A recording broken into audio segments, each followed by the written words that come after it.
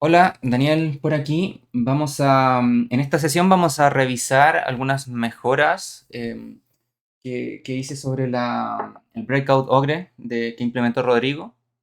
¿Ya? En particular vamos a revisar el tema de asignación de materiales a los distintos objetos de Ogre, em, cómo utilizar sombras y cómo implementar movimiento continuo. Todo esto con la intención de ayudarlos en la tarea 2. ¿Ya? Entonces, bueno, la versión final podemos ejecutarla. Aquí ya tengo abierto el programa y lo ejecuto.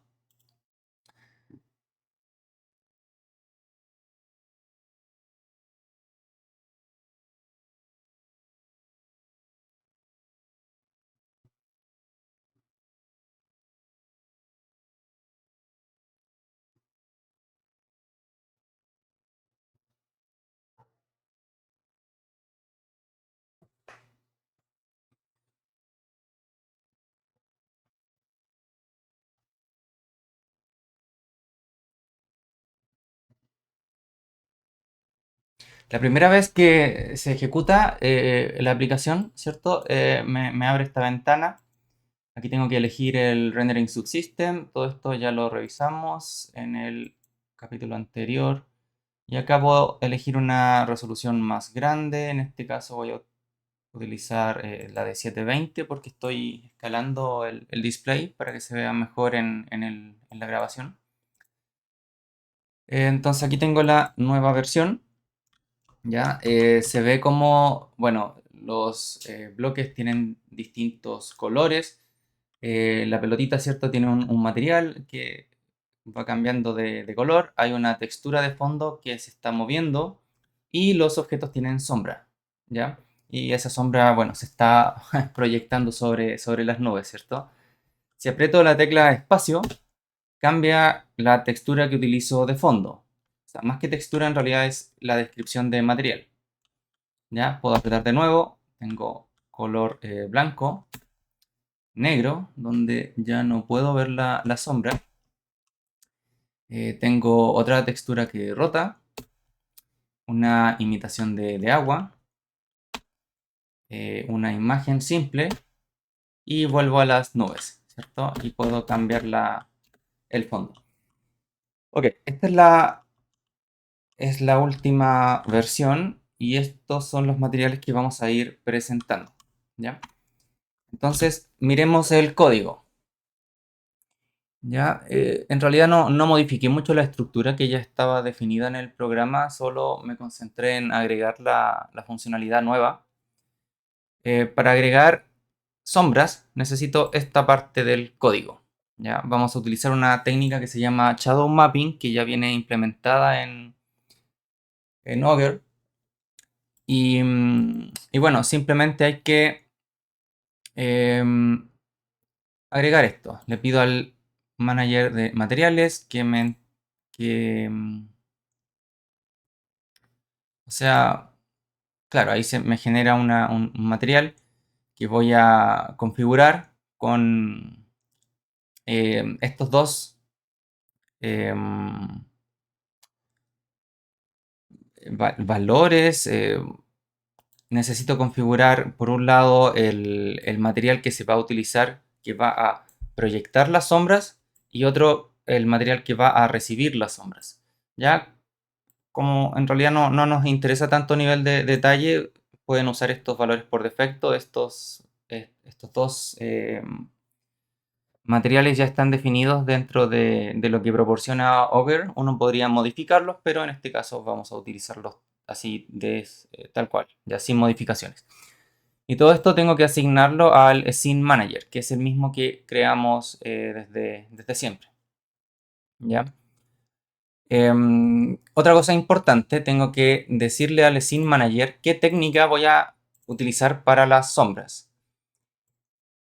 La única que me funcionó a mí, utilizando este backend de OpenGL 3 Plus, ¿cierto? El Rendering Subsystem, y con la configuración de Ogre que yo definí en el archivo CMake, ¿cierto? Que es la que está por acá, ¿cierto? Con todos estos estos valores que ya revisamos.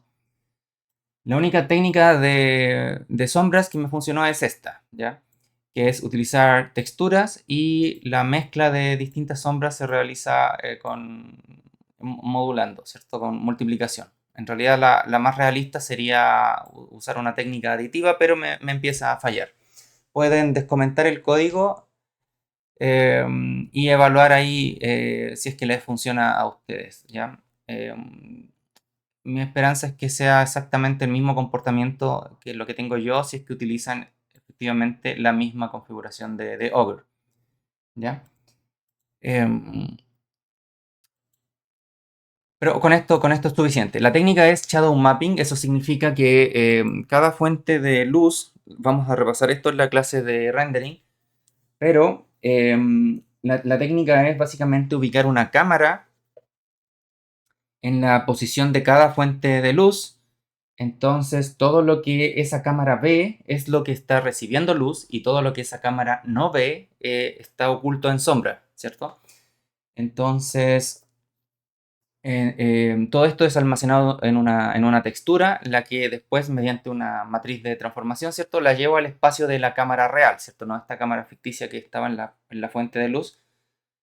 Entonces, transformo esa información y la posiciono en el espacio y de esa manera se superpone a la imagen anterior una textura que tiene, digamos, ennegrecido donde hay sombra y el color natural donde no, ¿cierto?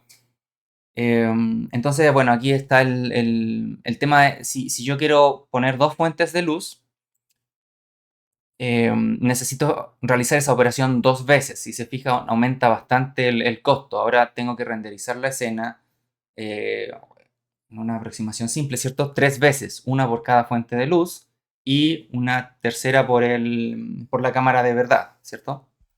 Por supuesto, el proceso no es tan simple, se ahorran varias partes del pipeline de rendering, pero en definitiva hay que ejecutar un pipeline de rendering en específico. Entonces acá por defecto Ogre tiene solo un Shadow Map y en el caso de utilizar dos fuentes de luz necesito dos. Entonces aquí yo configuré a un máximo de 5, ¿ya? Para que Ogre funcione de esa manera. Si dejo solo uno voy a ver solamente una proyección de sombras. ¿Qué más? También aquí hay una configuración que, según lo que leí en la documentación, tiene que estar en falso porque para esta implementación que proporciona Ogre, los objetos no proyectan sombras sobre sí mismos.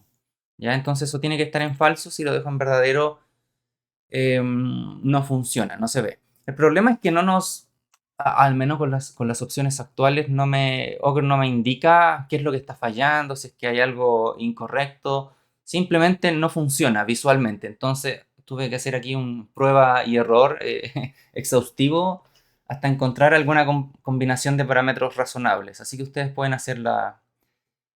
utilizar los mismos, variar algunos para explorar el sistema. ¿Ya? De nuevo, esta técnica de shadow mapping, ¿cierto? Proyecta la sombra sobre una textura que después se transforma o se lleva a las coordenadas de lo que ve de la cámara, ¿cierto? Entonces, esa textura tiene una resolución. En este caso, estoy utilizando una resolución de 1024. En general, aquí es potencialmente esto una potencia de 2,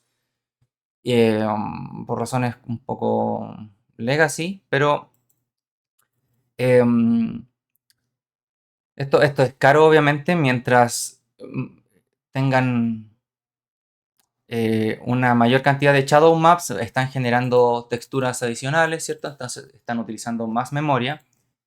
Y si quieren una sombra bien definida, tienen que usar un valor alto. Si es que eso no les importa, puede ser un valor más bajo. Entonces, en este caso, esta es la visual que tengo y podemos, por ejemplo, disminuir este valor. Voy a poner, por ejemplo, 128.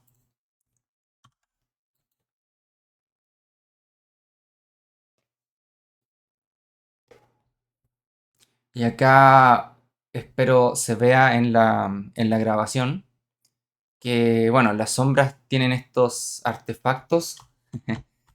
Em, Aún así funciona, pero se ve bastante más feo, ¿cierto? Veamos un punto intermedio. Un punto intermedio, quizás 256 podría ser.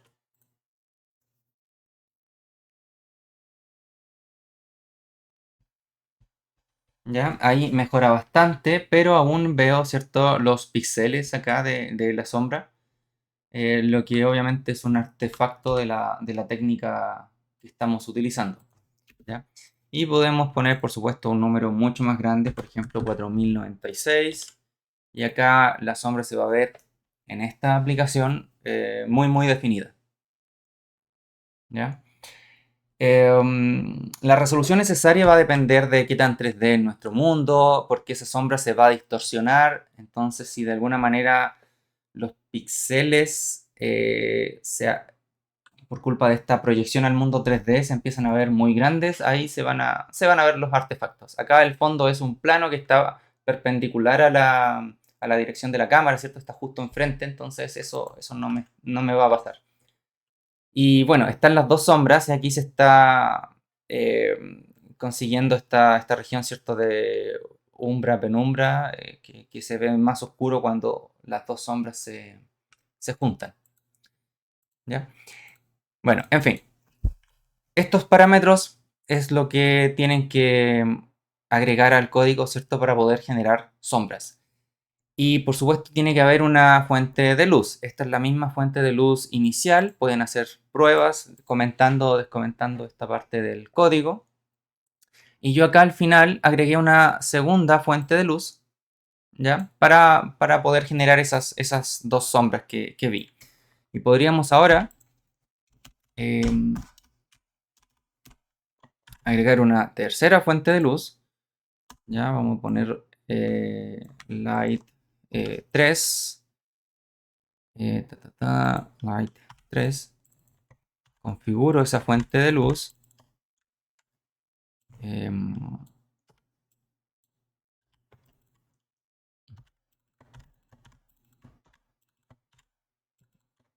Creo que ahí está todo y puedo cambiar un poquito los parámetros. Quizás esta versión pongámosla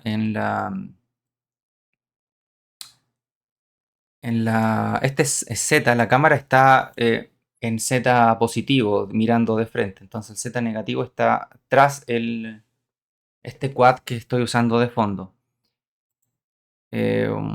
A lo que voy es que quiero que la luz esté, digamos, cerca a este lado del quad, ¿cierto? Si lo pongo atrás del quad no voy a ver nada.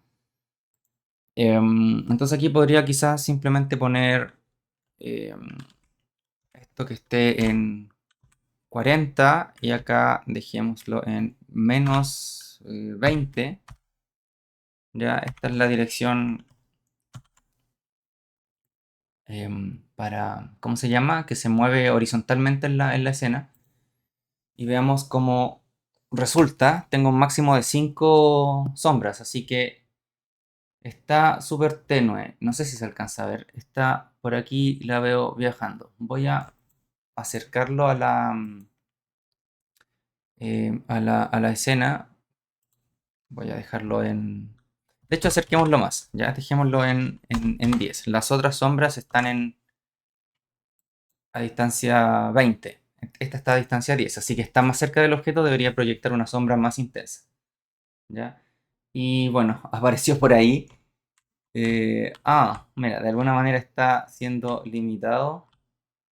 Ahí hay otro artefacto visual. Ya habría que ver el detalle, qué es lo que está fallando. Em, Pongamos esto en 15 y dejémoslo aquí en menos 10 simplemente.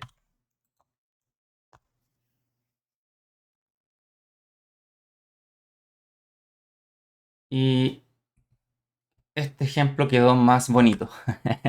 ¿Ya? Se ven esos artefactos de aliasing, ¿cierto? Como la textura es una sombra, se ven aquí los píxeles, cómo se está distorsionando por la distancia. Cuando estamos lejos se ve el aliasing más pronunciado. ¿Ya? Pero bueno, ahí está, ahí está.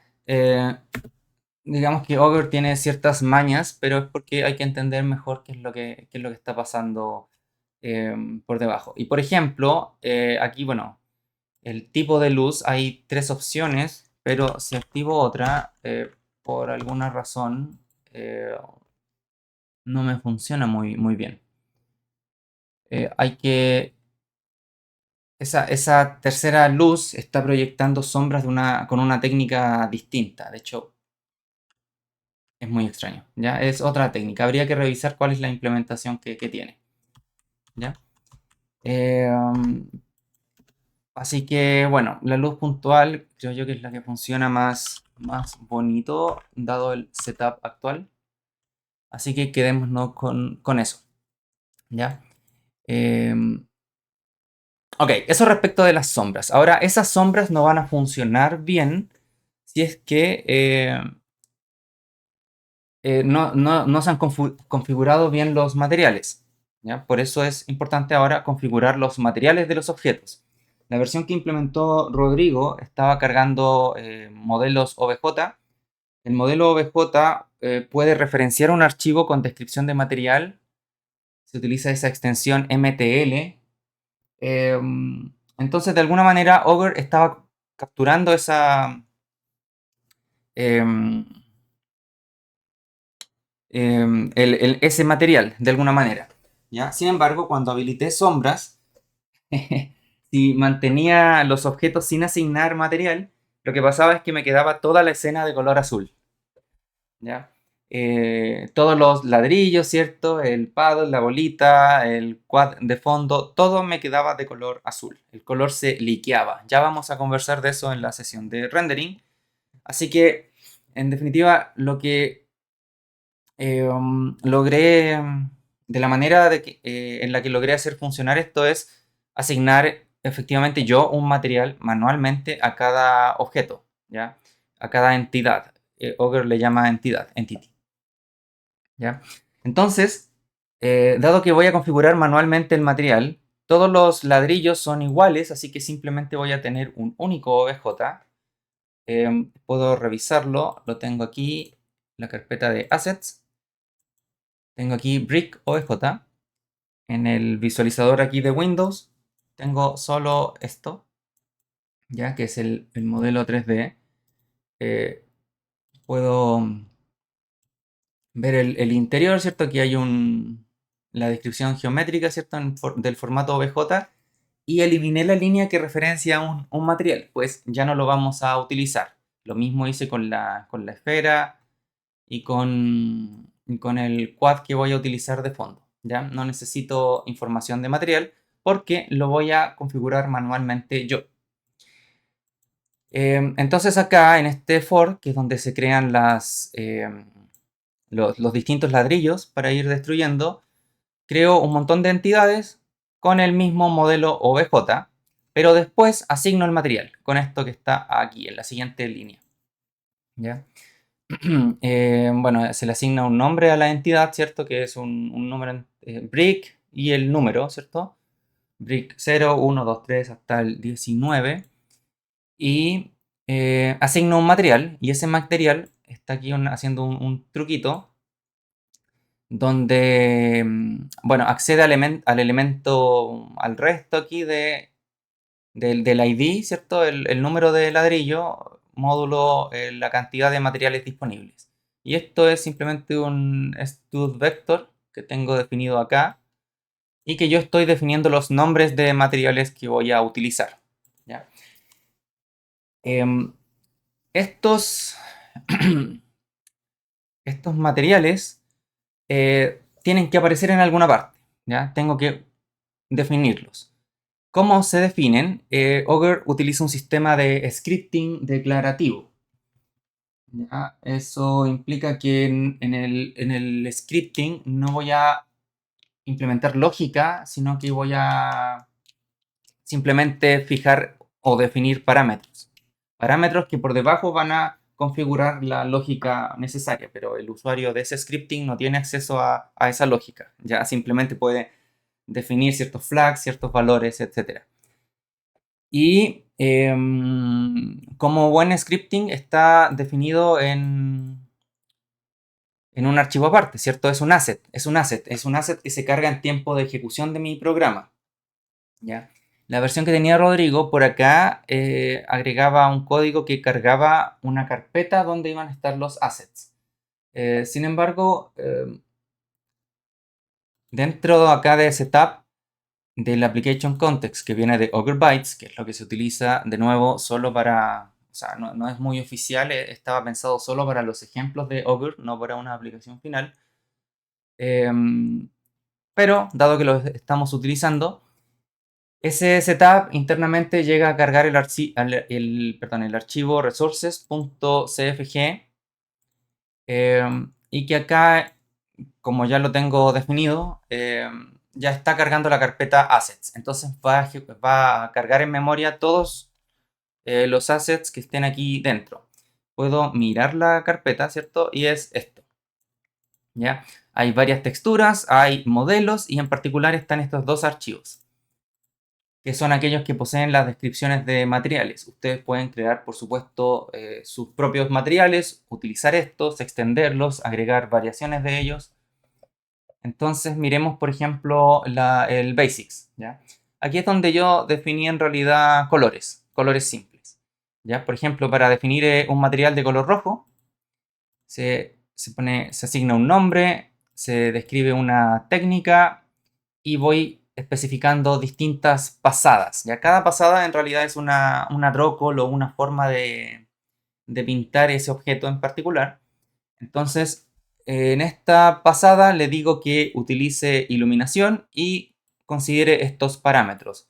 En este caso es rojo, así que utilizo la componente R, ¿cierto? Red, más fuerte. Entonces, para el color ambiental utilizo la componente roja de nuevo un poquito más fuerte y en el emissive también un valor un poquito más alto. La componente difusa la dejé pareja, ¿cierto? Pueden configurar ustedes estos valores de alguna otra forma o alguna otra variación de rojo, por ejemplo, sin emissive, ¿ya? Pero hice lo mismo para red, green, blue, yellow, purple, aqua. Aquí hay un blanco que no es emissive, ¿cierto? Gray y black, ¿ya? Esa es la descripción de los colores. Simples. Esto en realidad está por acá, puedo ver la documentación y, y aquí va explicando paso a paso, ¿cierto? Acá cómo puedo ir definiendo. Aquí hay, bueno, la descripción de un color sólido, pero en este caso no va a recibir el modelo de iluminación. Así que yo fui con esta opción, color sombreado simple. Y, y bueno, después hay más y más opciones, después empiezo a utilizar texturas que ya las reviso en un segundo. Pero lo importante acá es el nombre.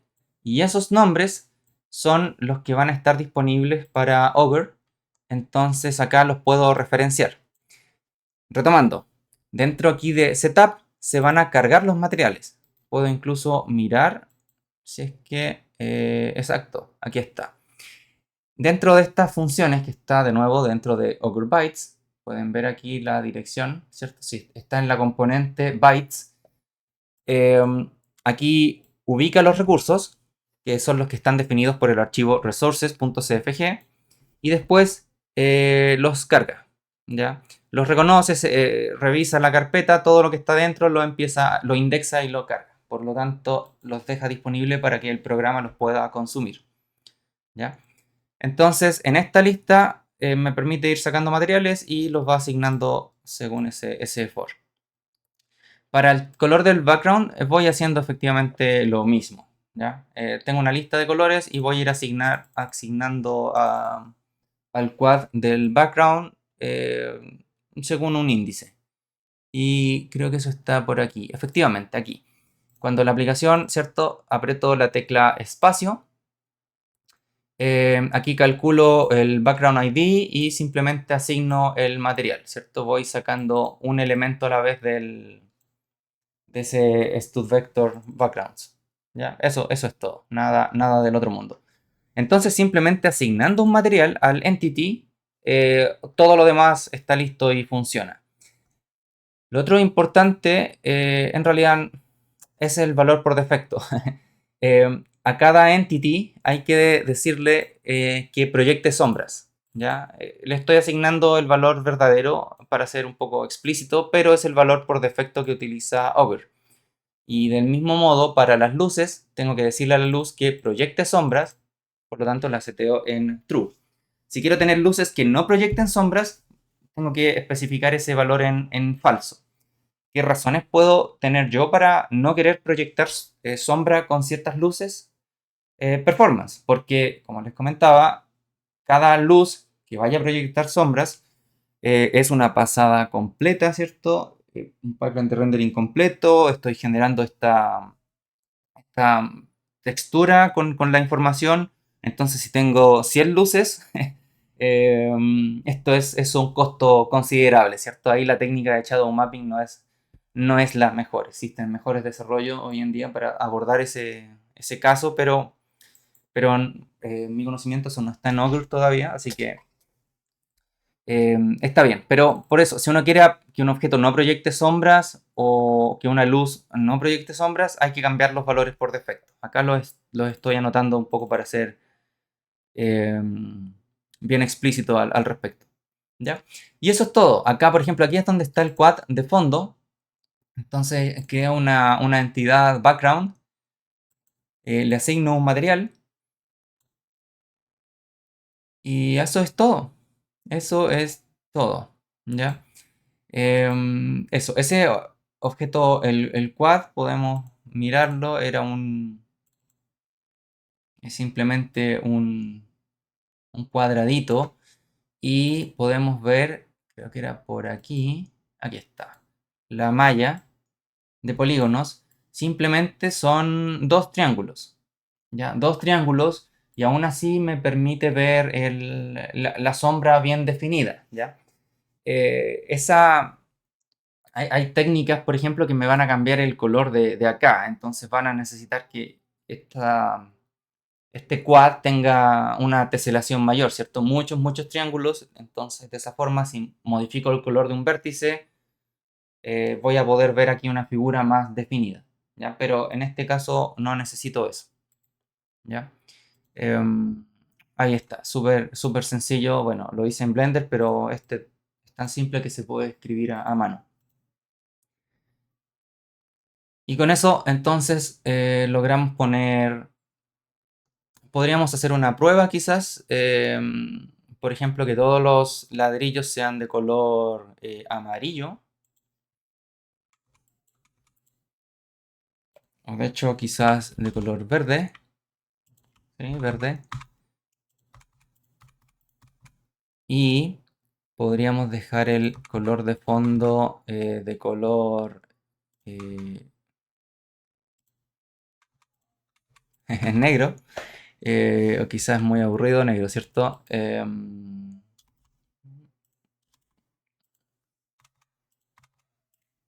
Algo así, y tenía por acá, estaba hardcodeado un nombre, el Scrolling Clouds. Eso en realidad queda mejor si lo hago así. Accedo a un elemento y siempre va a ser el primero independiente de cuál sea. Em, Todo eso está en la función de setup, así que solo se ejecuta al principio, ¿cierto? Por aquí está. Ya, entonces guardo y compilo.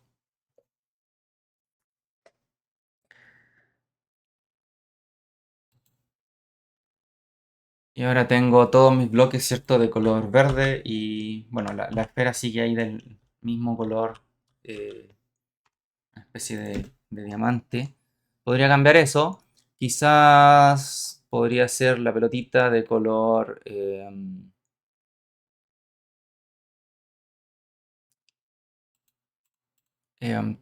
tan.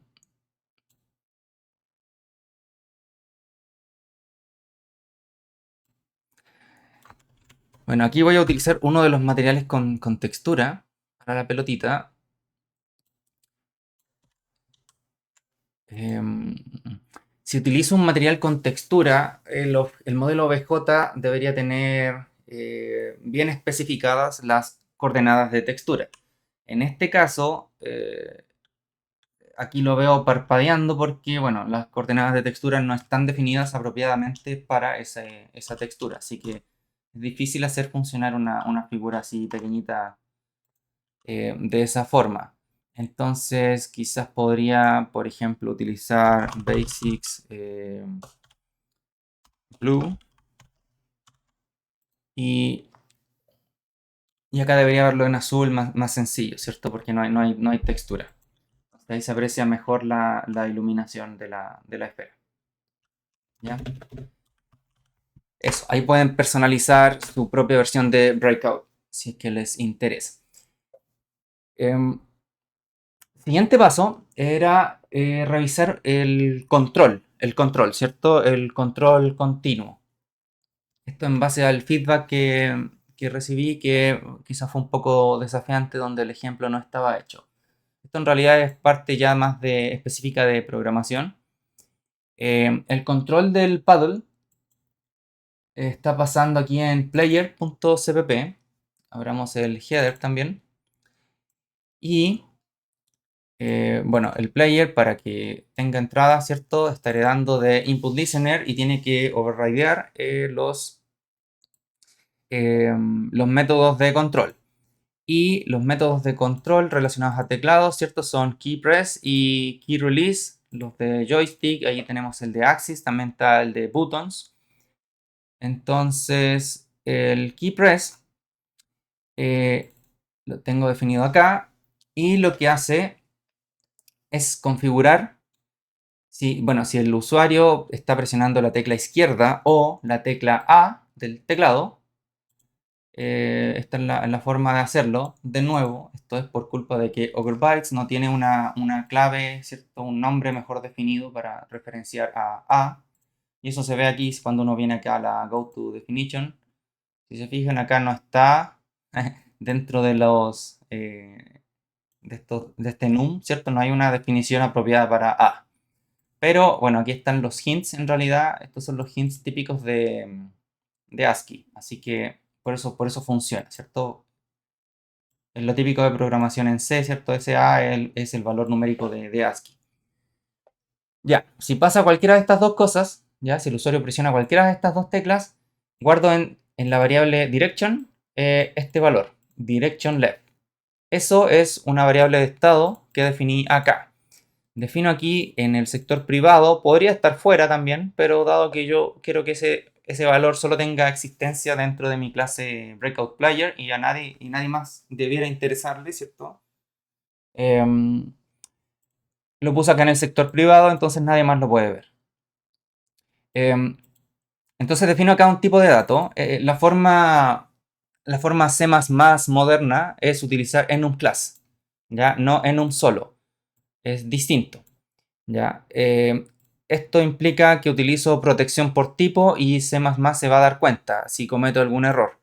En cambio, cuando utilizan un enum solo, eso es simplemente reemplazado, si es que no me equivoco, por un número entero. Por lo tanto, pues se puede sumar, se puede restar, se puede interpretar como cero, ¿cierto?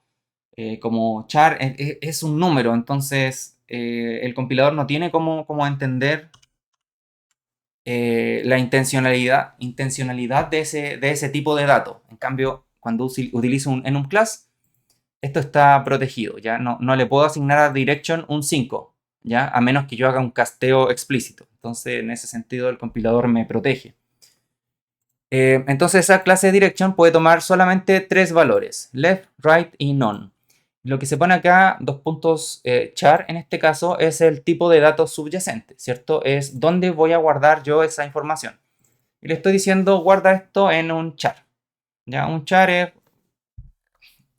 potencialmente un byte, aunque uno no sabe en la arquitectura actual del computador, ¿cierto? Cuántos bytes va a utilizar para eso. Puede utilizar más de uno porque quizás esa arquitectura no tiene ninguna ventaja en utilizar un byte, ¿ya? Sino que necesita siempre utilizar 4 u 8, habría que revisar. pero no puede ser un bool porque un bool solamente puede recibir 0 o 1, ¿cierto? Dos valores y acá necesito representar tres valores. Entonces en realidad acá necesito al menos 2 bits. ¿Ya? Podría utilizar acá algún truco para almacenar 2 bits, ¿ya? Pero por ahora dejémoslo así. Si no pongo eso, creo que por defecto es un int, ¿ya? En estricto rigor no es necesario agregarlo, pero estoy siendo explícito. Y agrego acá, o sea, defino acá una dirección por defecto que es none, ¿cierto? No se está moviendo. Entonces, al apretar la tecla, cambio el estado a izquierda y si aprieto las teclas, ¿cierto? D o flecha derecha, cambio la dirección. Con key release la lógica es similar, pero acá estoy agregando algunos safeguards. Si es que suelto la tecla izquierda o A, ¿cierto? Asigno dirección none, ¿ya? Pero acá tengo el problema de que qué pasa cuando el usuario aprieta las dos flechas al mismo tiempo, o A y D al mismo tiempo y suelta una y después la otra. Entonces, si simplemente pruebo el código sin esto, lo que pasa es que se me queda pegado, ¿ya? Entonces acá lo que quiero hacer es darle la opción al jugador que pueda pasar rápidamente de izquierda a derecha, sin pasar por el estado none. Entonces para proteger eso puse que si estoy soltando el botón A, ¿cierto? O flecha izquierda, cambio a dirección none siempre y cuando yo me estaba moviendo en la dirección izquierda, ¿cierto? Si yo me estaba moviendo en la dirección derecha, pero suelto el botón izquierdo, en realidad no quiero pasar a none, quiero que se siga moviendo en la dirección derecha, ¿ya? Entonces, esa es una pequeña corrección de lógica. Em, pero eso es todo, eso es todo. Entonces, bueno, cambio el valor de direction y aquí con el movimiento del eje del joystick hago exactamente lo mismo. Aquí reviso el value del evento. Y bueno, si es muy negativo, asigno valor izquierdo. Si es muy positivo, asigno el valor derecho, ¿cierto? Y si es algo entre medio, asigno none. Acá hay problemas de lo que revisamos en la clase de sistemas de entrada. Eh, si bien el rango numérico asignado al valor es, ¿cierto? Va en este rango numérico. Va a depender en realidad del joystick y de qué tan bueno o malo estén los potenciómetros, ¿cierto? Los sticks de ese joystick o de ese gamepad. Porque por lo menos a mí estaba probando con el control de la Xbox Series y no me llega a ese rango. ¿Ya? Me llegaba como hasta 15.000. Entonces, normalizar por ese número tan grande me daba un valor tan pequeñito que aquí capturar el threshold era bien eh, tricky, porque después conectan otro control y queda más sensible. Entonces, en realidad, uno debería establecer una etapa de calibración. Entonces, así el usuario prueba su joystick y detecto el rango numérico mínimo máximo y en base a eso después aplico alguna etapa de normalización, ya como lo que tengo acá. De hecho aquí hay un bug, es el valor que va entre mínimo y máximo, ¿cierto? Y lo divido por el valor máximo, debería ser algo así, aunque creo que aquí hay un más uno que debería agregar, ¿cierto? Porque el valor máximo de este sería 32.767 y lo tengo que dividir por 32.767, 8 en este caso, no llego a 1, ¿se fijan? Pero en los negativos sí voy a llegar a -1. Entonces ahí hay una pequeña diferencia, ¿ya? Pero el número flotante, la verdad, eso es imperceptible. Además, un joystick es bien difícil en tener esa motricidad, ¿cierto? De ir a un valor exacto. Entonces acá lo que estoy haciendo simplemente es detectar la intencionalidad. Si el joystick está completamente a la izquierda o completamente a la derecha, funciona. Y acá, bueno, estoy usando el axis 0, que si uno va a las definiciones o prueba, es el joystick eh, de la mano izquierda en la dirección horizontal, ¿ya? Si prueban con 1 va a ser la dirección vertical, con 2 dirección horizontal y vertical del otro joystick y después los análogos, los triggers, ¿cierto? RL. Pueden revisar los valores, ya que les dejé el código, pueden descomentar esto y van a ver ahí qué es lo que se imprime en la terminal, entonces ahí pueden aprender a, digamos, conocer su joystick, y ahí ver hasta qué rango. De hecho, hagamos la prueba, ¿ya? Hagamos la prueba, voy a compilar esto. Pero lo importante es que modifiqué la dirección. Y, y esto, bueno, solo se llaman cuando ocurre el evento, pero lo que está pasando en cada frame es aquí en la función frame started. Y frame started. Y acá, bueno, le pido el tiempo desde el último evento, ¿cierto? Ese sería mi delta t. Y utilizo ese delta t para setear la posición de este entity.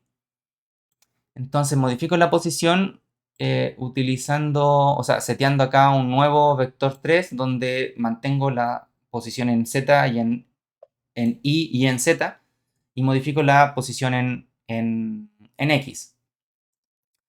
Entonces, si se está moviendo a la izquierda, no quiero que se me escape de la pantalla, por eso aquí tengo un máximo, ¿cierto? Lo más a la izquierda que quiero ir es el -20. Esto hay que calibrarlo según las coordenadas de la pantalla. Y si no, tengo que ir, bueno, a la posición anterior, velocidad por tiempo, ¿cierto? Y lo muevo en esa dirección. Y lo mismo en la dirección positiva, ¿cierto? Solo cambian los signos. Y si no se mueve, no hago nada. Para que no les reclame el compilador hay que poner aquí el default. Entonces aquí el case none y el default, los dos se ejecutan con lo que sea que yo ponga acá, ¿ya? Eso. Aquí ya compiló. Ah, y no lo modifiqué. Revisemos acá qué pasa si es que imprimo estos valores. Entonces cada vez que mueva mi joystick voy a ver los valores que me imprime. Entonces compilo esto.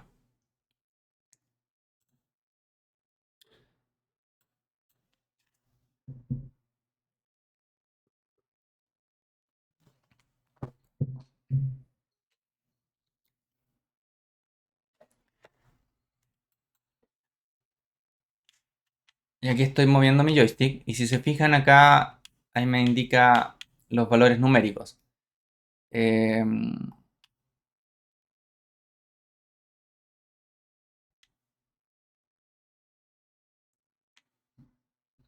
Ese es el valor. El último, si revisamos esto, el último es el value, ¿ya? Ese es el último, perdón, el valor numérico, ¿cierto? Que tengo acá para tomar decisiones. Entonces, ¿dónde está? Entonces, el valor mínimo al que llega, en mi caso, es menos 7000, 8000. eh, de hecho, solo me importa cuando esto tiene el valor 0.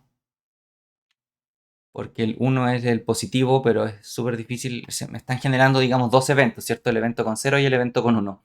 Y si voy al otro lado, me llega hasta el valor 8000 algo, ¿cierto? Eh, y por ahí está, ahí está. Ah, mira, en este caso llegó al 30.000, ¿se fijan? Entonces, súper variable. Si utilizo el otro stick, este es el derecho. Se fijan acá que el tercer número va entre 2 y 3. Esas son las direcciones horizontales y verticales del joystick del pulgar derecho. Y si utilizo los análogos, ¿cierto? El right trigger y left trigger, tengo acá 4, 5. Y en este caso el número me lo genera entre 0 y ese valor negativo. 4. Ah, no, va entre mínimo y máximo, efectivamente. Aquí lo tengo apretado hasta el fondo, entonces llega al valor 32.000, ta, ta, ta. Y si lo suelto, llega hasta el valor negativo, ¿cierto? 32.000, ta, ta, ta. ¿Ya? Y con el right trigger también me ocurre lo mismo. ¿Ya? Estos sí están, digamos, en mejor estado al parecer que los sticks. ¿Ya? Quizás he utilizado menos esos botones. ¿Ya? Eso es relevante. Ya, el primer número es el tipo de evento y que para joystick está en 11 y 14. Ya, el segundo, no recuerdo lo que era. Which, quizás está relacionado con el número de jugador. Ya, habría que revisarlo. Pero en fin, ¿qué nos queda pendiente? Nos queda pendiente el tema de materiales dinámicos, ¿ya? No solo los colores simples que vimos recién, sino que con textura. Miremos un poco cómo... Volvamos esto a su estado inicial.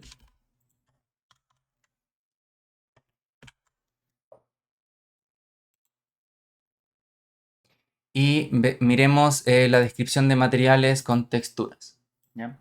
Aquí tengo algunos ejemplos. La idea es que ustedes pueden tomar esto y modificarlo, generar sus propios materiales.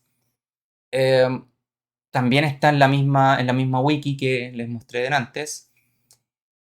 Aquí hay una descripción de material. Bueno, este no usa texturas, pero no utiliza iluminación. Apaga la iluminación y aquí tiene una descripción de material sin color blanco, RGB 111, ¿cierto? Todos los colores encendidos, así que lleva el color blanco. Pero no recibe efectos de la fuente de luz. Y por esa razón, esto se ve así, un blanco brillante, intenso, ¿cierto? Y no tiene estos detallitos, ¿cierto? Con los bordes de la geometría que cambia el color, ¿ya? Entonces, bueno, ese es Unlit White. Acá tengo el efecto de las nubes, que es el fondo. Acá estoy utilizando una textura. En realidad acá no sé si es que estoy em, utilizando iluminación o no, pero bueno, pueden hacer la prueba. Para utilizar texturas tengo que agregar aquí una texture unit, ¿ya? Y simplemente especifico el nombre del archivo. Siempre los assets van a ser ubicados, se va a tratar de encontrar esos assets en los directorios del resources.cfg, ¿cierto? Y en este caso, solo estoy buscando en la carpeta assets que tengo acá, ya en el código fuente. Y después cuando lo instalo, tengo que instalar los assets, ¿cierto? Por eso lo que revisamos antes en el archivo CMake, ¿cierto? En el proceso de instalación, instalo el archivo plugins y el archivo resources.cfg y en conjunto también instalo los assets, ¿cierto? Entonces, ese resources se va a conectar a ese directorio. Ya. Eso con el... Se me cerró el archivo. Con el Scrolling Clouds. O sea, no, eso con la descripción de la textura. El archivo clouds.jpg tiene que estar aquí. Y aquí está. ¿Se fijan? Ese es el archivo. Pueden probar con uno de mejor resolución y se va a ver potencialmente mejor. Y para que se mueva, ¿cierto? Simplemente pongo esta keyword, scroll anim, y pongo una velocidad en X y en Y, y por eso las nubes se estaban moviendo en diagonal. Puedo cambiarlo, utilizar números negativos y cambia la dirección. Acá le estoy diciendo que utilice un shading por pixel, aunque acá sí, habría que revisar el detalle, ¿cierto? Hacer más pruebas. Ese color de fondo que dejé funcionando por defecto, están pasando hartas cosas y quizás este ejemplo es el más sofisticado. Acá realizo una pasada, o sea, ejecuto un pipeline de rendering con una textura, la NMLF. Estas estaban en los ejemplos de Ogre. Yo los tomé de ahí y empecé a jugar. Entonces, esa es la textura que tomo. Después, voy a dejarla acá al lado. Realizo otro pipeline de rendering y le digo que mezcle la pasada nueva con la anterior, ¿cierto? Con la textura anterior que quedó de fondo, que la mezcle. Entonces aquí utiliza una textura que se llama Alpha Blend. Alpha Blend es una que tiene aquí transparencia. Se fijan, el fondo se ve con cuadritos y hay un sector negro. La idea es que voy a mezclar esta textura de fondo, voy a dejar algunos sectores transparentes y otros no. Y sobre eso voy a utilizar una textura distinta, NMDN, que es la de acá.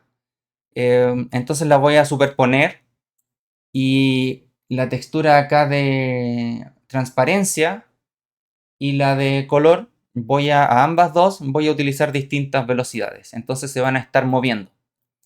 Y bueno, eh, aquí está especificándose una operación de colores, ¿cierto? Que se mezclen los canales alfa de la textura fuente, que entiendo se refiere a la anterior, con la actual, ¿cierto? Esta es la actual, esta es la anterior. Entonces realizo una pasada y después en la segunda tomo la anterior y la mezclo con esta textura nueva. En espíritu, ¿cierto? Jugando con esto pueden lograr distintos efectos y hacer algo como esto o lo que ustedes quieran en el estilo de su juego. Y eso es todo, ¿cierto? Bueno, la parte de las rocas era simplemente una textura sin ninguna animación ni nada. Y esta podría ser interesante, yo la dejé comentado, la del Magic Chrome, porque la verdad creo que da un poco de náusea. Podemos, podemos probar. Les comenté esto y esto deforma en una onda la coordenada X, ¿cierto? Con un proceso de escalamiento y una sinusoide. Hay que ver el detalle de la implementación de eso para ver qué significa, pero genera un efecto bastante interesante. Eh, Voy a volver a habilitar lo que tenía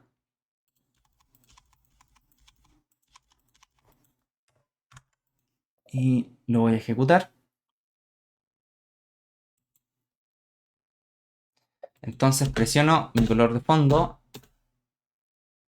y no funcionó por alguna razón.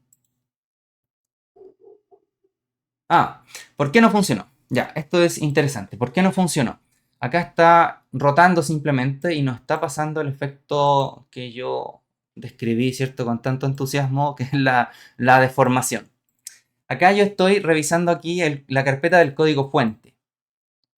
Y cuando yo ejecuto, esto lo vimos en el video anterior, cuando ejecuto desde Visual Studio, desde acá, em, estoy utilizando el directorio de trabajo de instalación, ¿cierto? Aquí en Debugging, tengo aquí el Working Directory, este es mi directorio de instalación.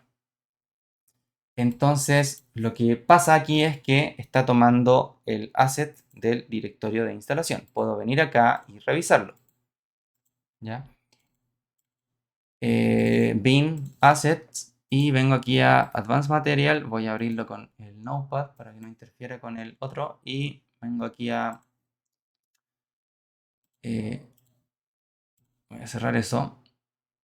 Entonces acá en la línea 110, vengo aquí a la línea 110 y tengo el Magic Chrome. Se fijan, aquí está comentado. Entonces yo quiero pisotear eso, quiero que se actualice con la implementación nueva y lo que tengo que hacer es instalarlo. El proceso de instalación, gracias al CMake que vimos recién, el CMake aquí va a tomar los assets del directorio del código fuente y los va a pegar o instalar en el directorio de instalación, ¿ya? Entonces, si yo hago cambios en el material, para que se vea su efecto, tengo que instalar. Y eso se hace aquí buildeando el target install. Aquí se actualiza y me va a decir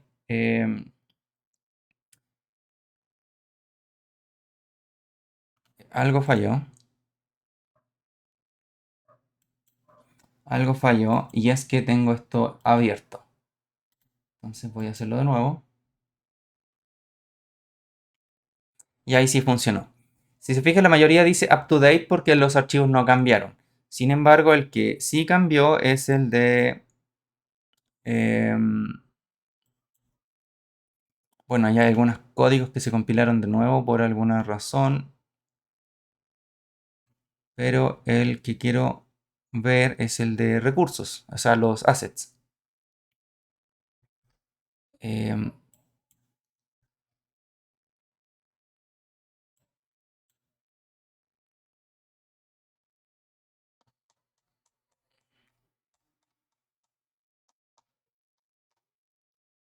y aquí está, bin assets.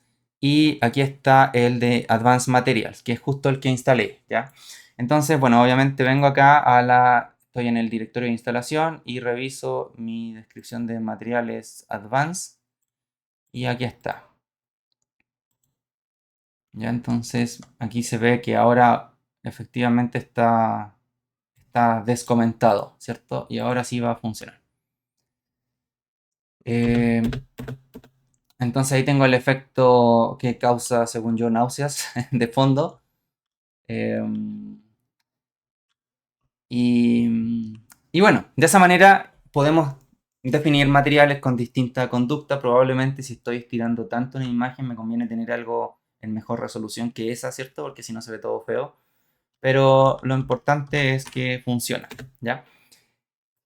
Y con eso eh, cierro esta sesión. Ya, bueno, aquí estaban, perdón, em, aquí estaban los materiales. Si se fijan, cuando carga un modelo y le asigno el material, aquí pasa también bueno, el proceso de importación que ocurre con Asimp. Ahí dice el importer de WaveFromObject, que son los OBJ. Y por aquí debería estar, bueno, ahí está, por ejemplo, para el quad, le asigna la textura, entonces ahí aprovecha de cargar la textura. Ya esa es la textura de Clouds que está acá. De hecho, probemos enseguida si cambio el fondo. Cambié el fondo y cambió el material y ese material está utilizando tres texturas distintas que son las que definimos recién. Entonces están acá, se fijan, me imprime aquí el log. Todas estas texturas, el Alpha Blend, el NMLF, el DN, etc. Y lo vuelvo a cambiar, lo vuelvo a cambiar, lo vuelvo a cambiar. Y si vuelvo a las del principio, ya no me está, ya no me las carga porque ya están en memoria, ¿ya? No las vuelve a cargar. Tiene un manejo de asset relativamente inteligente, ¿ya? Em, también acá, si se fijan, detector mi control, mi gamepad. Em, Acá cuando agregué la dirección de los assets, ¿cierto? El directorio asset al file system, después encontró los materiales advanced y basics, ¿ya? Y en ese momento, al momento de levantar el programa, interpretó esos archivos, ¿cierto? Y generó internamente las descripciones de esos materiales, ¿ya? Y eso, bueno, los otros directorios los agrega a Bytes, así que escapan de la jurisdicción. Ya, entonces, con eso cierro esta sesión de Ogre, donde vimos, bueno, materiales simples, avanzados, como utilizar sombras y movimiento continuo, ¿cierto? Definiendo una variable de estado. ¿Ya? Eso, espero sea de utilidad y nos vemos en la próxima.